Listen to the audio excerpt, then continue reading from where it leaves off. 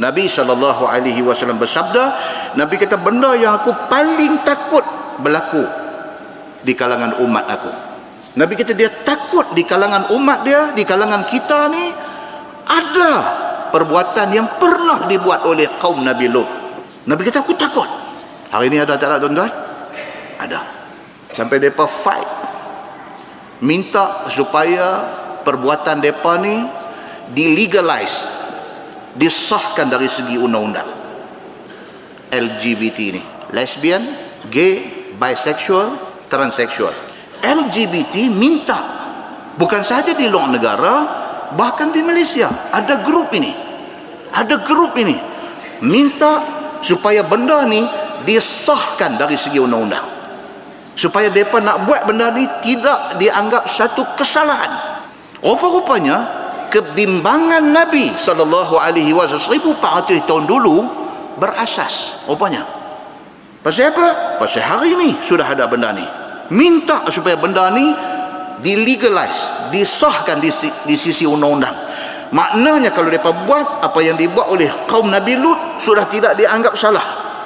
Sedangkan Nabi SAW sampai sebut, Nabi kata mal'un man amila amala qaumi Lut. Nabi sebut 3 kali. Nabi kata dilaknat orang yang buat macam mana perbuatan kaum Nabi Lut dulu. Nabi ulang 3 kali. Muslimin dan muslimat yang dirahmati Allah sekalian, kaum Nabi Lut. Nabi Lut ni dia hidup bila tuan-tuan? Dia hidup satu time dengan Nabi Ibrahim alaihissalam. Nabi Ibrahim ada, Nabi Lut ada, dan kawasan mereka berjiran, bersebelahan. Sebelah balik ni kawasan Nabi Allah Ibrahim alaihissalam, sebelah balik ni kawasan Nabi Lut alaihissalam. Cuma bezanya Nabi Lut dia diuji oleh Allah Subhanahu wa taala dengan kaum yang syok kepada liwat, kepada homoseks. Dia diuji. Sehingga kan apabila Allah Subhanahu wa taala hantar malaikat untuk pi musnahkan kaum Nabi Lut, malaikat singgah dekat Nabi Ibrahim alaihi salam dulu. Tuan-tuan boleh rujuk dalam surah Al-Hijr ayat 57. Balik saya saja baca. Surah Al-Hijr ayat 57 cerita pasal ni.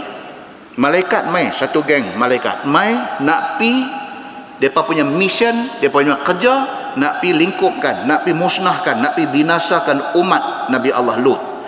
On the way nak pi singgah di tempat Nabi Ibrahim alaihissalam. Bila sampai di tempat Nabi Ibrahim tengok depa ni, Nabi Ibrahim tanya, "Fama khatbukum ayyuhal mursalun?" Nabi Ibrahim kenal depa ini utusan Allah. Depa ni malaikat yang diutuskan oleh Allah. Nabi Ibrahim tanya depa, "Hampa ni apa hal ni mai sini?" Qalu inna ursilna ila qaumin mujrimin. Malaikat kata, Tuhan hantar kami mai bukan nak mai sini sebenarnya. Kami nak pi kampung sebelah. Kami nak pi musnahkan orang-orang yang berdosa pasal mereka mengamalkan homoseks. Nabi Allah Lut alaihi salam diuji dengan geng ni, ketegak.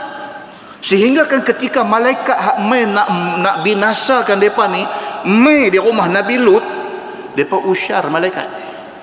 Tu dia yang kata kawut mereka ni. Malaikat mai dengan rupa manusia yang segak, laki-laki, rupa laki-laki yang segak. Orang yang bocorkan benda ni ialah isteri Nabi Lut sendiri. Dia keluar pergi beritahu dekat geng-geng gigolo ni. Dia tanya, ada tetamu mai di rumah aku. Macam ni. Dia kata. Kalau diceritakan cara mudah faham. Puan ni dengar-dengar, betul ke? Pakat mai. Mai duk usyar tengok. Wih, karan ni. Macam tu. Oh, kau tuan-tuan. Ni semua cerita leceh. Sedangkan malaikat mai tu nak pelingkup mereka. Nabi Allah Lut alaihi salam bila malaikat sampai, dia kata, "Hampa ni qaumun munkarun." Hampa ni siapa ni? Aku tak kenal. Depa introduce diri depa. Depa kata, "Kami utusan Allah. Wahai Lut, kami mai ni untuk binasakan kaum engkau." Malaikat kata, "Esok sebelum subuh esok, Lut make sure bawa keluarga hang yang beriman dengan pengikut-pengikut hang yang ikut hang punya, yang dengar cakap punya, bawa keluar daripada kampung ni. Dan ingat," malaikat kata, "bila keluar jangan siapa beralih ke belakang tengok." Lut pun kata okey. Sebelum subuh, Lut panggil anak perempuan dia, 2 orang ikut dengan pengikut-pengikut dia, followers dia, keluar. Allah membinasakan kaum yang tinggal di kampung itu. Termasuk di dalam kalangan itu ialah bini, isteri Nabi Allah Lut alaihi salam.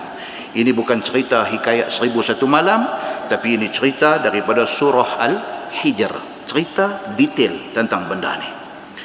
Masyarakat mereka ni pada masa tu, kawasan mereka duduk tu dipanggil Sadum.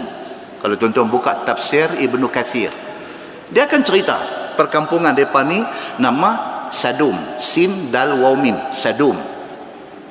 Amalan ini dalam bahasa Inggeris dipanggil apa? Sodomi. Dan sampai hari ini di sebelah sempadan Israel masih ada satu bukit yang dikenali dengan nama Mount Sodom. Masih ada sampai hari ini. Disitulah tempat kejadian kisah kebinasaan kaum Nabi Allah Lut alaihi salam kerana perbuatan liwat mereka ni. Dan kisah mereka ni tidak mai dalam satu surah saja, bukan mai dalam surah Al-Hijr ada. Tuan-tuan buka dalam surah Asy-Syu'ara ada cerita, dalam surah Az-Zariyat ada cerita, dalam surah Al-Qamar ada cerita, dalam surah Al-A'raf ada cerita, dalam surah Hud ada cerita, dalam surah Al-Ankabut ada cerita. Punya banyak kali Allah repeat benda ni, menunjuk kata apa? Ini kesalahan sangat serius, dan ini kesalahan akan sentiasa dilakukan oleh manusia sehingga kiamat. Kerana itu Allah repeat benda ni berkali-kali dalam berbagai-bagai surah. Pasal apa? Pasal ini isu besar. Ini satu penyakit yang ada di kalangan orang-orang yang tertentu. Muslimin dan muslimat yang dirahmati Allah sekalian. Yang kata kemusnahan kaum Nabi Lut ini, geng arkeologis ni macam-macam dah yang turun pergi buat kajian di sana. Zaman moden ni seawal tahun 1924, satu orang nama William Albright, dia dah pergi buat kajian.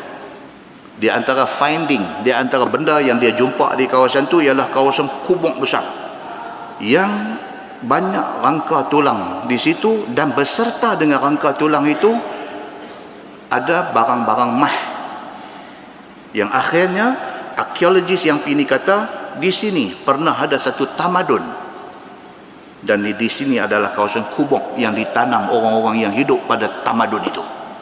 Hasil penemuan tembikar yang mereka guna buat masak, guna makan, minum dan sebagainya, ditanam sekali di kawasan kubur yang mereka jumpa sebelah dengan Laut Mati. 1967 ada lagi pi, sampailah kepada yang kita cerita itu, nama dia Werner Keller. Dia ni asal orang Jerman, dia arkeologis. Dia ni bukan sahaja pergi buat studi di tepi-tepi Laut Mati, Al-Bahrul Mayit orang Arab panggil, Al-Bahrul Mayit, Laut Mati, Dead Sea. Dia bukan sahaja pergi kaji kat tepi, dia langgang pergi sampai dalam Laut Mati, dia pergi buat kajian. Werner Keller ni arkeologis asal Jerman ni, hasil daripada kajian dia, dia kata tempat ni pernah mengalami satu kehancuran yang sangat dahsyat. Dia kata mereka adalah cara-cara kajian mereka ni. Dia kata dia percaya di kawasan Laut Mati ni, di kawasan ini pernah terjadi seumpama great earthquake. Dia kata satu gempa bumi yang cukup dahsyat pernah jadi di sini, accompanied by explosion.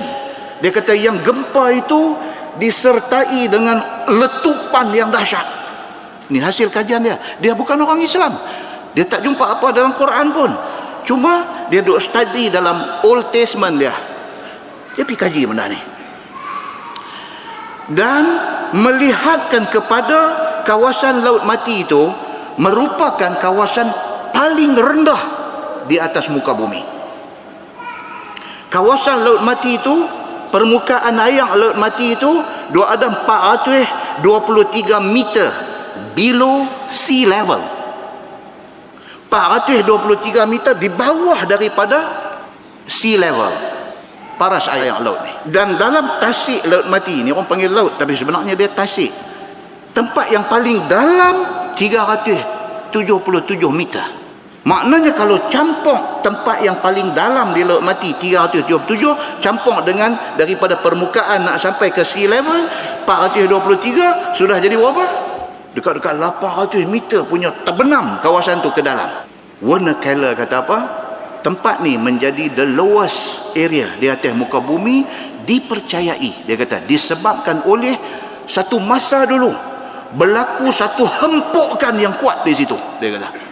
Dipercayai, apa tak tahu, dia kata, tapi ada satu macam punya benda hempuk turun sehingga bumi di situ dia jadi terpelonok, apa dia panggil, dia terbenam turun jadi serendah itu. Itu kajian orang yang tak beriman kepada Allah Subhanahu wa ta'ala. Dia kata tempat ni pernah mengalami satu malapetaka yang sangat dahsyat. Itu kesimpulan dia. Tuan-tuan, connected tak dengan Quran ni? Connected. Masalah kita orang Islam ni, kita tak tahu ni kajian-kajian ni semua. Kita pergi buat peace, ambil gambar tepi Laut Mati yang tu aja. Kita tak tahu ni cerita apa yang jadi di situ. Macam ni peace. Kan? Tuan-tuan muslimin dan muslimat yang dirahmati Allah sekalian, kesimpulan dia apa dia? Murka Allah yang amat sangat kepada orang yang terlibat di dalam homoseksual ini. Allah murka yang amat sangat. Kemurkaan Allah itu diterjemahkan dengan kemusnahan kaum Nabi Lut, dan kemusnahan mereka ini sangat amat dahsyat, dan itulah kemusnahan yang Allah tunjuk kepada orang yang buat benda ni. Nah, wallahu a'lam.